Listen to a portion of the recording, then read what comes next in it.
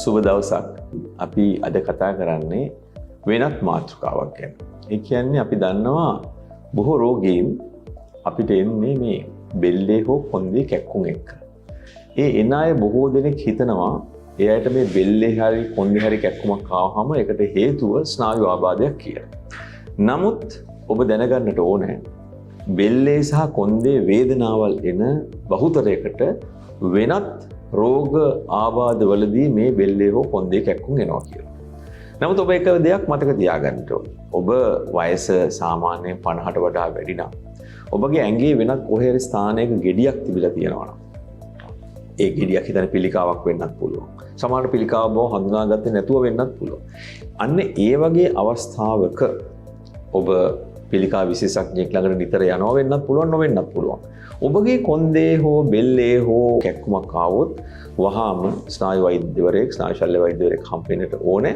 මොකද ඔබගේ මේ කොන්ද වැටපෙලේ මේ වේදනාව පැහැදිලි කරගත යුතුයි වහාම. ඒක තමයි පළවෙනියෙන් ඔබ දැනගත යුතු වැදගත් කාරණා.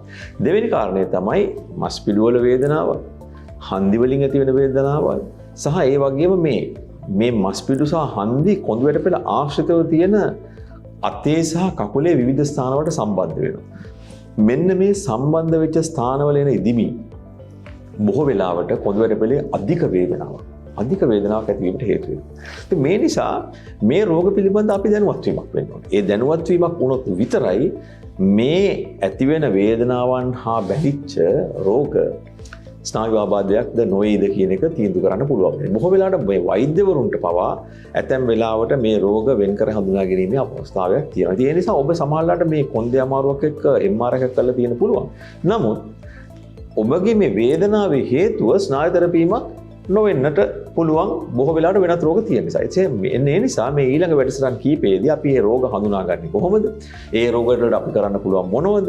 එහෙමනම් ඒ රෝග හඳුනාගත්තයින් පස්සේ අපි කොයි විදිය ප්‍රතිකාර කිරීමෙන්, කොයි විදියට අපේ දිනචරියාව වෙනස් කර ගැනීමෙන්, කොයි විදියට ව්‍යායාම කිරීමෙන් මේ රෝග හොඳ කරගන්න පුළුවන්ද කියන එක අපි ඉදිරි වැඩසටහන් කීපෙදී තෝරා බේරා ගමු.